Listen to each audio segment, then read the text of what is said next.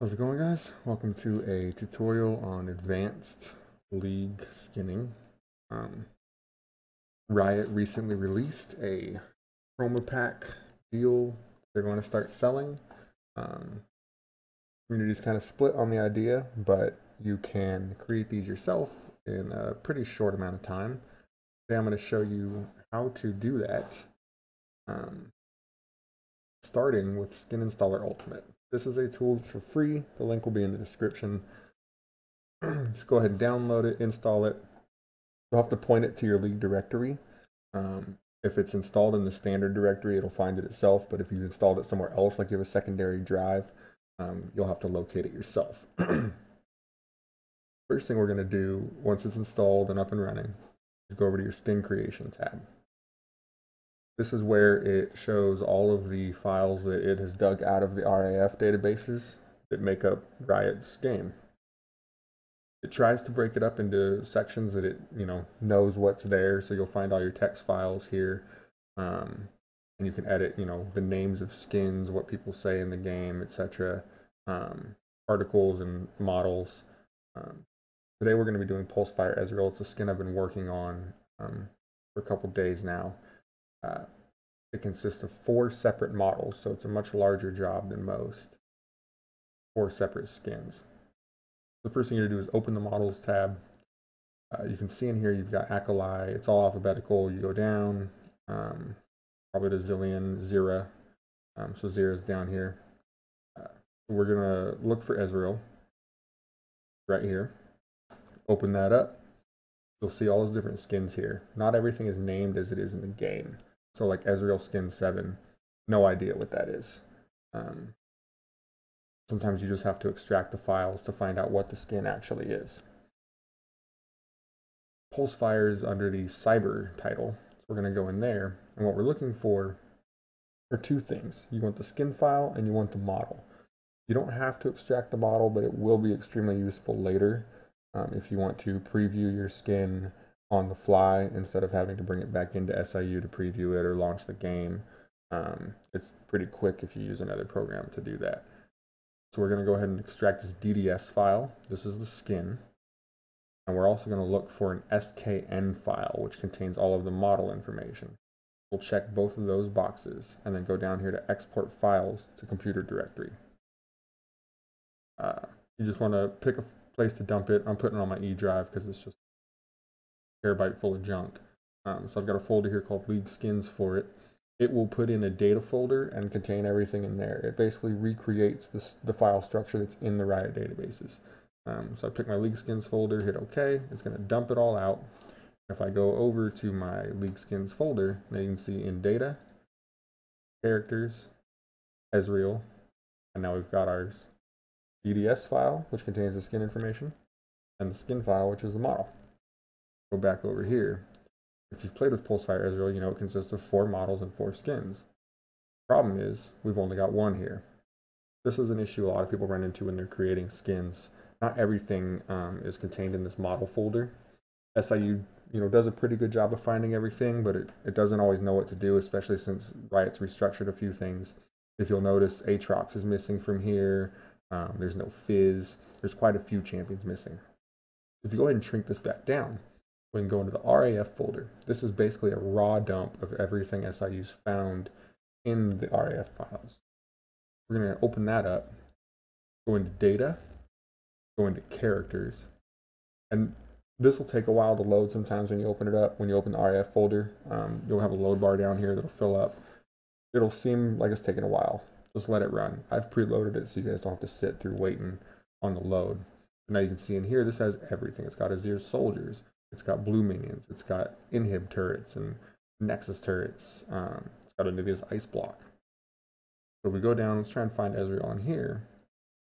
Now we see we've got Ezreal, Cyber 1, Cyber 2, and Cyber 3. So those are our level 6, level 11, and level 16 modifications to the skin. So again, we're going to get the skin file and the DDS file.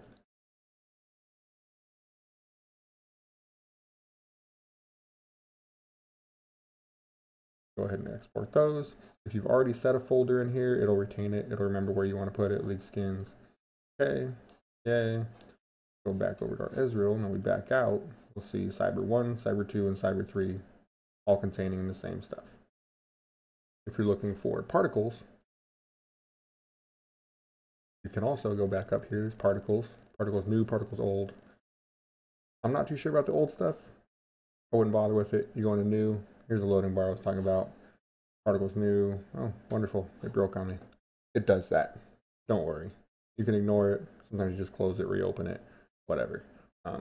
Particles are pretty self-explanatory. They're built just like the models. You can find them by character. If they're not in there, RAF, particles, and you get to dig through just a massive folder of shit. Once you have your skin files extracted, the first thing we're going to do is convert that SKN file, which is pretty useless to anything except League, and convert it to an OBJ. OBJ is a wavefront object. It is a pretty standard format for 3D models. Pretty much anything with 3D modeling can open those. So I've already done the first and second stages of Cyber Ezreal. We're going to go ahead and do the level 11 stage today. First thing you want to do is open that up. You can see I've already converted it in here because I started to work on it. You're going to take your SKN file and drag it over to this SKN to OBJ executable. You can download this for free as well. The link is in the description. Once you drop it on there, it'll create your OBJ in the same directory that your SKN was in. Once you've got that, we're going to use UVMapper to map out the file and wrap it onto the model so we can kind of update and see our model in real time. It helps, it's quicker to view it that way instead of going into League and launching it. That's extremely slow doing a custom game to see any changes. You can import it into Skin Installer Ultimate. It works, but you still have to import a bunch of stuff, and it just takes a while. UVMapper is much quicker. I'm going to launch up UVMapper here. You're going to want to download the Pro version. It's only a demo unless you want to buy it, but the demo will work for our purposes. So once you get there, go ahead and open your model. And we're going to browse to our data, characters, Ezreal Cyber 2. Here's our OBJ file we just created. Open that up, and I'll say vertices, whatever. Drop that in. Now you see we've got a raw model here, no skin on it. We're going to have to convert that DDS file to a JPEG. Open it because UVMapper does not deal with DDS files. We're going to jump over to Photoshop. You'll have to download a DDS plugin for Photoshop to open these. The link for that will be in the description. It's also free. It's from NVIDIA's site, so you don't have to worry about anything dicey. Let's go ahead and pull that up. I've already got my Cyber 2 here. Just open it up. Go ahead and save it as. Control-Shift-S will let you do that. Save it as a JPEG. Drop it somewhere. It's going to ask me to place it because I've already done it. Once we've saved our JPEG, we can jump back over here to UVMapper Pro. You can go into Texture and Load. Control-B is the shortcut for that. And you have to go back in, find where we saved it. I always save it in a different directory. I always have a working directory for my files, so I can store everything in there. All of the updated skins. And I save a copy of the original so that I don't overwrite the original. I always want to back up just in case something goes wrong when I'm modding League. I can bring everything back to normal. So if I go into here, you can see the skin we saved as a JPEG. Pull that open. Voila. Everything is skinned. You can rotate them around and view everything you want. Every time you make an update to it and you want to see how it looks, make sure you got the right spot. You can save it as a JPEG, reload it into here, and it just skins it right away. Another benefit of this is the skin files aren't always very user-friendly. Sometimes it's just a mash of junk in there and you have to figure out what goes to what, and it's not always easy to see. What UVMapper allows you to do is see where things are mapped. So you can kind of tell from here, that looks like a breastplate, shoulder plate type of deal, and this is where the arm would go. Here's his face. You can see the eyes and the mouth. Here's all his hair. These are all miscellaneous parts of his getup. This part's actually inside the gun. When it opens up, we won't be able to see the animations for that. You can see it's his hands over here. So if you don't know where something's at, or you can't tell, you can go look in here and see even if you don't know what it is yet, there's something here. Even though it may be just solid black or just a blur of colors on the image, there's something there. So you can go play with it and see where it shows up on the model on this side. And we can test that if we jump back over to Photoshop here. Let's go ahead and just make a new layer so I don't mess everything up. You always want to do layers. Layers, layers, layers. Never paint directly on your original. Never mix layers. One color per layer, and I stick layers in folders, and you'll see that as we go. Organize your layers, name your layers. It will help so much in the long run. For right now, I'm not going to bother naming it because I'm just going to delete this one. This is just a test. So we can go ahead and just paint some black on here. Let's go ahead and save it as a JPEG again. Overwrite the one we had. And now let's do a Control B to load it up. Load it back up. Look at that. Black showed up on his legs. So now we know that that piece is part of his leg plates. Let's go ahead and trash this. And we'll start to work for real. The way I like to repaint and recolor things, and what I think is the best way to do it, is you use layer styles. When people are starting out in Photoshop, they don't think about sorry, not layer styles, blending modes. They never think about blending modes, and it's something you learn along the way, and they're the best tools in Photoshop. So we're going to create a new layer. I'm going to call this one reds, because I'm going to start painting things red. Well, let's just do red. I'm going to put that in a folder. If you click down here, you can create a folder. Double click the name it reds, and drag our red up into it. The reason I do a folder is because a lot of times I'll have multiple layers to get the right shade of color, the right lighting tones, and make it look natural and sleek. I also like to go up onto this folder, do a layer mask, and you'll notice it puts a white block here. This is a layer you can paint on. Everything that's white is visible. Everything that's black is invisible. Anything in between those two shades, so any grays, will be partially visible. What this allows you to do is just use black and white. You never have to use any other color. And you can paint on it, erase on it, do all sorts of things and never touch your layers. So I'm going to go pick a shade of red that I think will go good with it. I'm going to go with like a dark blood red. And I'm going to paint this whole layer red. If you hold Alt and hit backspace, you'll just drop a whole layer in there. Oops. If you're on this, when you pick a color, it'll only pick black or white. It's kind of retarded. Let's try this again. Now we go pick a blood red. Hit OK. Alt backspace. There's our red. What we're going to do is paint this entirely black. If you hit D, that takes you to your default black and white. X will switch between the two. Those will come in extremely handy later. So we're going to go to black. Make sure this is selected. Alt backspace. And now it's all invisible. But you can see the red is still here. So now we're going to take this layer, set it to a hue or a color.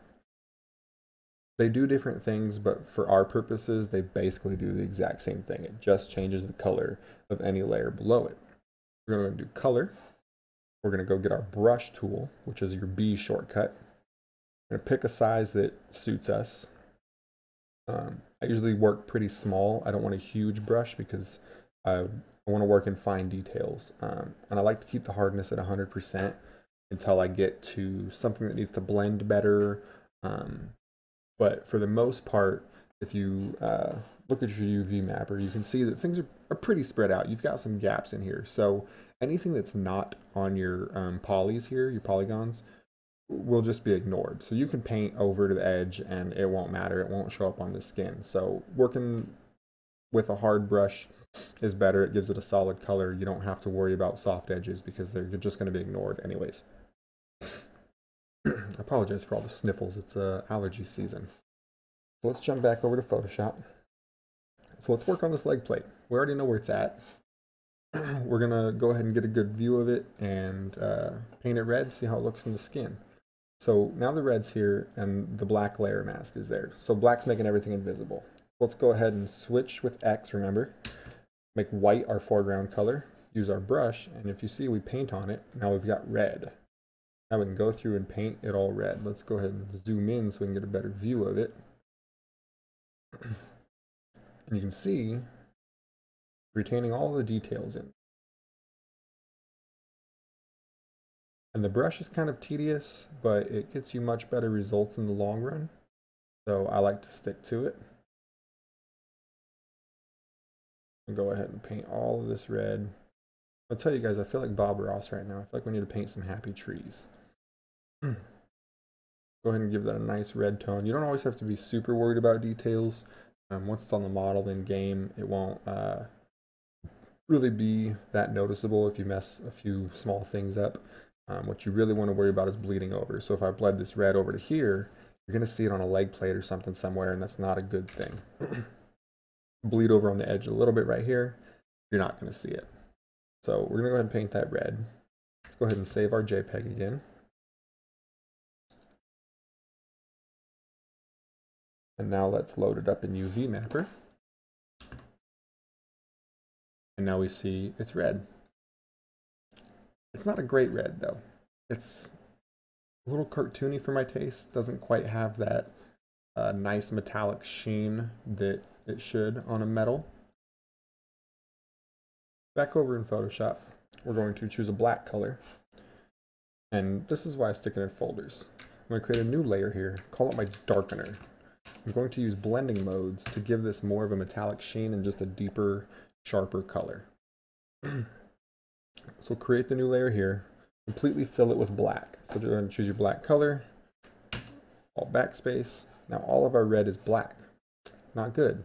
But what we're going to do, blending modes. Told you they are insanely powerful. We're going to set this to overlay.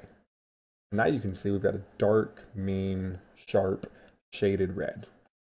Little dark for my tastes, so we can go ahead and go over here and turn down your opacity on this layer and just give it a nice metal sheen there.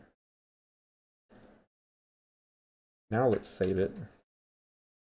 Remember, choose JPEG. Save it up. Go back over to UVMapper. Load it in, and you'll be able to see the difference. Now you can see it's got a nice sharp red. Got some nice lighting glare in here, some nice shadows going on, and it gives just a more professional, better look.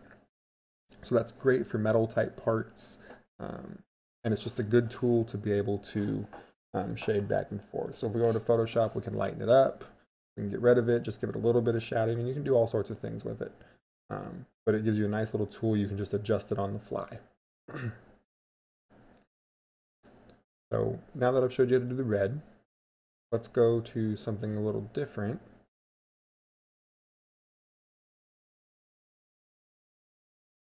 Hair. Hair is a tough one. Change the color of hair and have it look natural, especially getting to like a brown tone or something like that. A lot of times you have to use levels and curves. So let's go ahead and create another folder. Let's call this our hair folder. Go ahead and create a layer inside there. And let's call it browns. I'm doing brown hair. Same deal here. Layer mask. Make it black. Go ahead and pick a nice brown color in here. Fill that. Let's start brushing over some. Go back to your layer mask. Start brushing over this hair. All right, we got a decent section of it. Go ahead and set this back to our color or hue. And you can see it didn't quite do what we wanted. Not brown, it's more of a sandy blonde. So there's a few things we can do. We can go down here. This half circle is called adjustment layers. It creates a layer that lets you modify curves and levels and exposures and things like that. Let's go ahead and do curves. And really just trying to bring out the details in the hair. You can see if I blow it, I can blow it way out. Or I can bring it down. We're getting some detail there. Let's create another curve here. Maybe bring some brightness out in it. It's going to get a nice curve of detail. There we go. Now we've got brown looking hair. Let's go ahead and finish painting this hair out. Go back to your layer mask. Your layer mask is always where you paint. Never paint here, never paint here. Paint on your layer mask. Nice thing about that is paint on your layer mask, and oh shit, I just got onto a leg. Go ahead and hit X, switch to your black, and just erase it away. Pretty easy to do. X back to your white, paint some more hair on.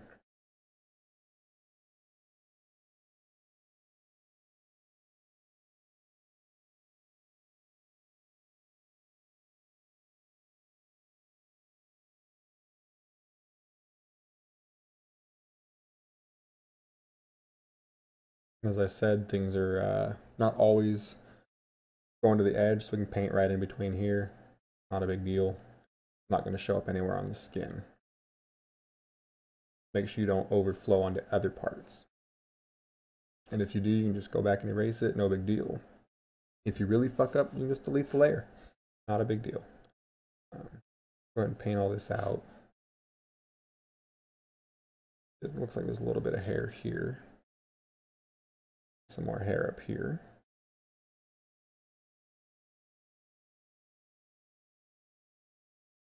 It looks like pretty decent coverage. We can go ahead and load that into the model.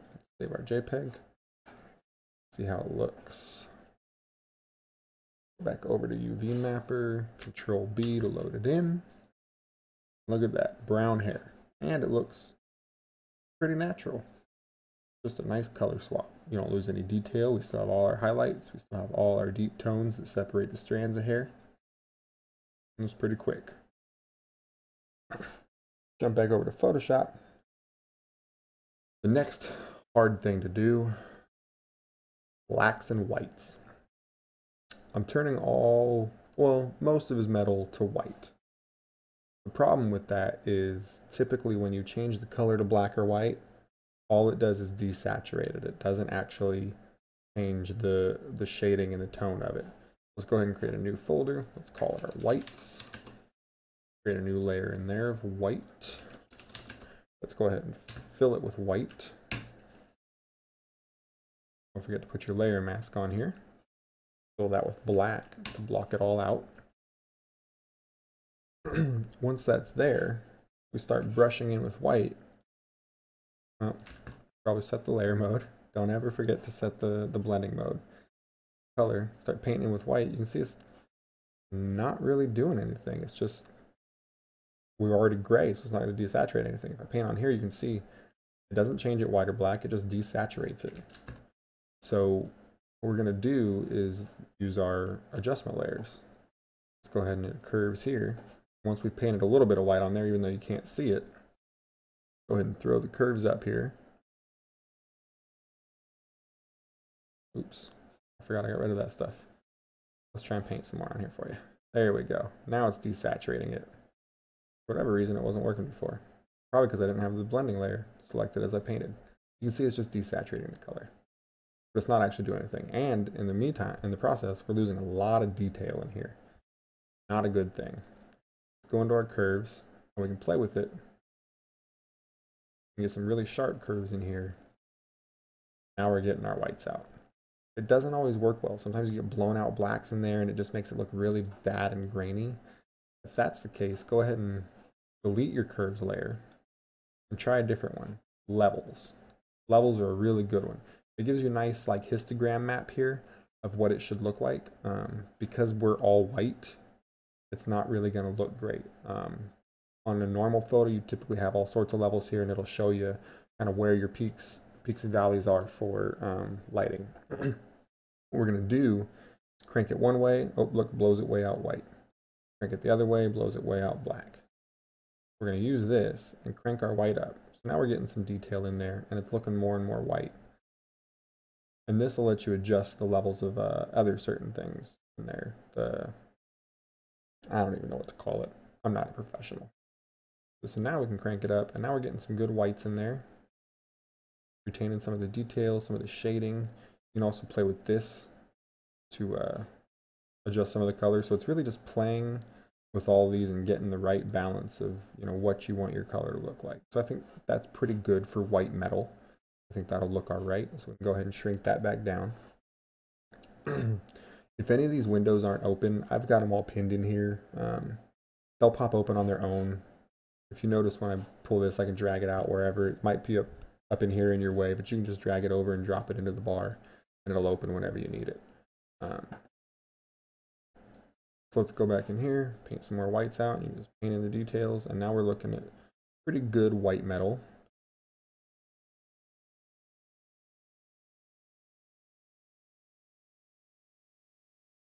Now we got a section of that. I believe that's his leg plate. If we go, you can see this zigzag here. If we go back over to UVMapper, you can kind of see it in here if you zoom in. That's what we're looking at, is this zigzag here on his leg. You can also see the glows in the image we're working with. So let's go back over to Photoshop. Save this as a JPEG.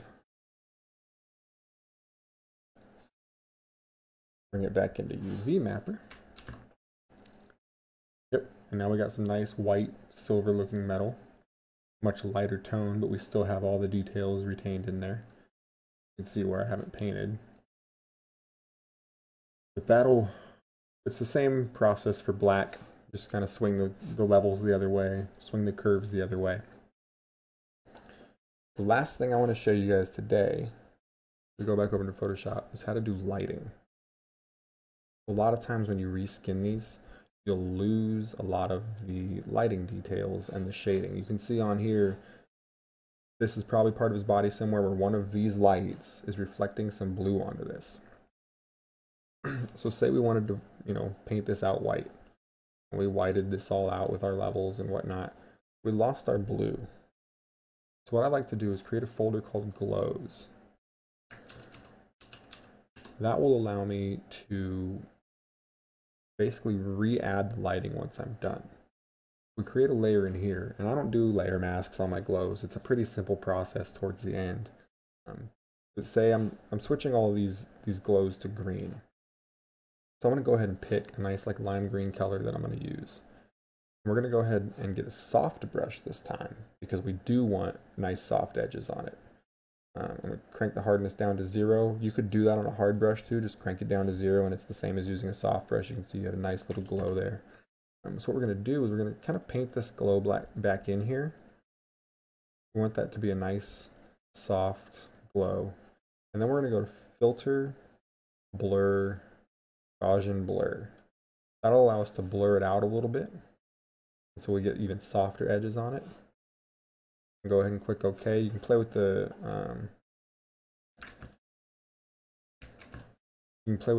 radius of the blur. You can see if you crank it way up, it goes away because it's so blurred, but you can bring it down. I like to just give it a nice soft so it fills the radius I want. And then we go over to here and just do soft light. Now we've got our green glow back in there, and it just lays right over the new color. If this were to be, say, a red under here instead of the white, let's go ahead and paint this back black, get rid of our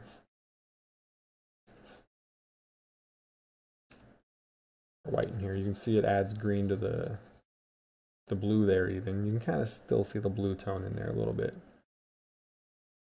Let's say we painted it red.